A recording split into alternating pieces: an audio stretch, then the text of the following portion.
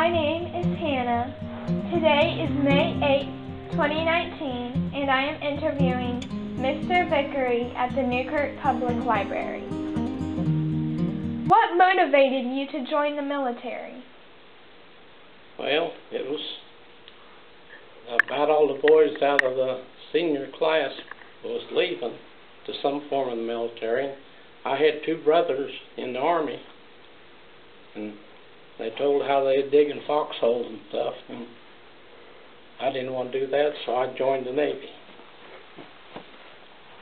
Tell me a little about your time in basic training. It's a lot of work in basic training, but I was young and in good shape, and it wasn't hard for me. What was your primary job after training? I was trained as a diesel mechanic, and I took care of the engines in the engine room on ship. Where did you serve the majority of your time in service? An occupation in Japan. What rank are you most proud to have earned, and why?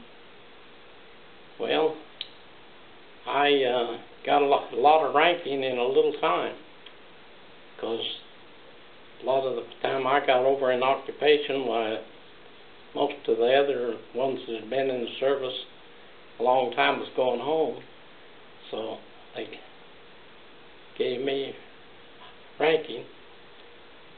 No longer than I was in, most people would have been a seaman first class, and I was a chief motor machinist.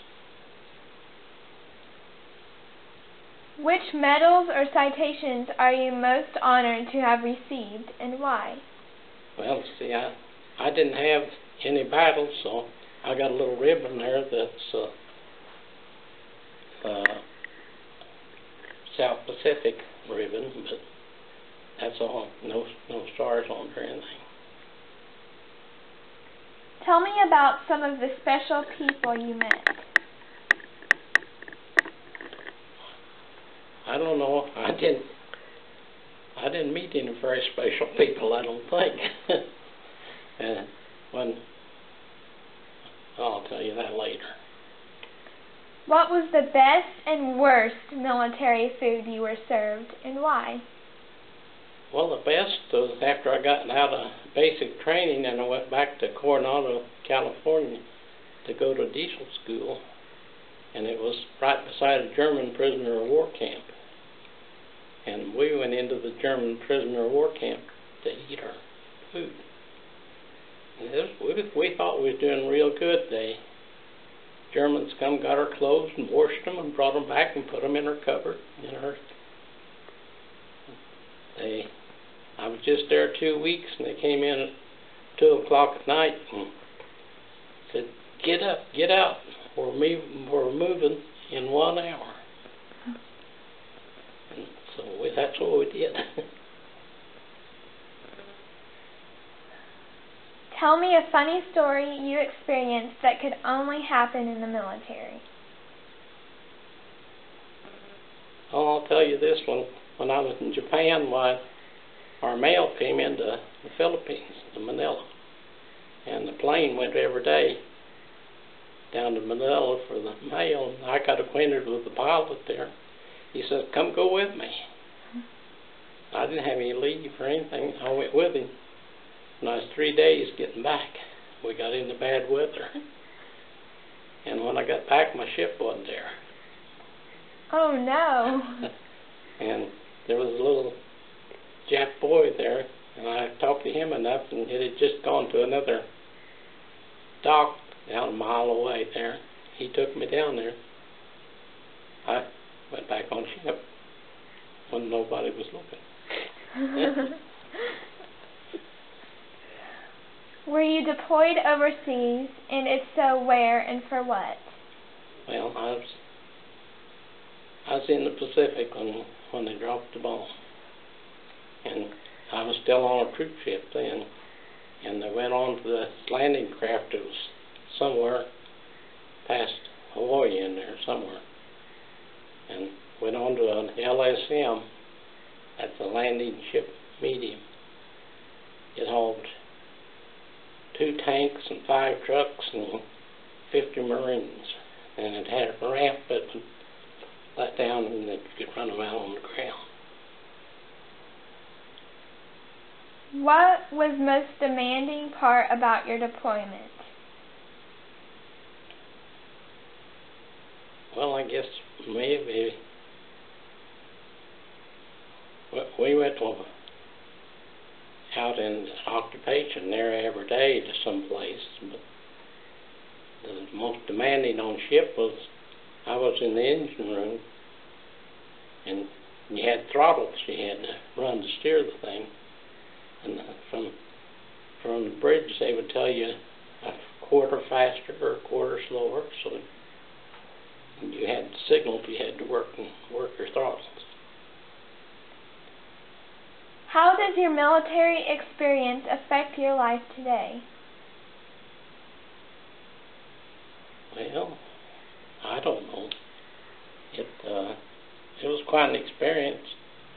I really wished I'd have been older when I did it, and then I'd have seen more. But it's good training. Did you serve in any wars? No. Well, I've got a medal that says I was in the war, but I wasn't. Could you please tell me about the items you brought with you today? Well, that's just a little, everybody got one of them that's in the South Pacific. That's just a good conduct medal. And there's my dog tag that I had that says my name and blood type.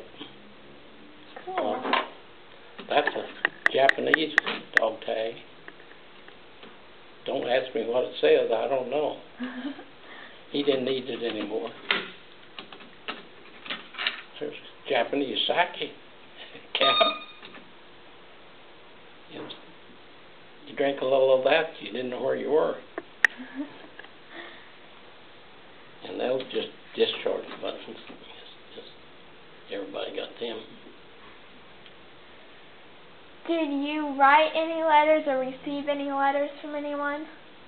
I wrote a lot of letters home, but I was moving so much that from November to August, I never had any word from home. The Red Cross was supposed to get to me. My grandfather died in January, but they never did find me. And my boxes that my mother and the club and stuff had sent me for Christmas, I got them in September after I was home. They came back. Were you ever homesick? You bet. Yeah, it was. Take a country boy that's never been away from home, and I'll guarantee you got homesick. Well, thank you for your time and thank you for your service. You're welcome. You want to take the camera off from me now?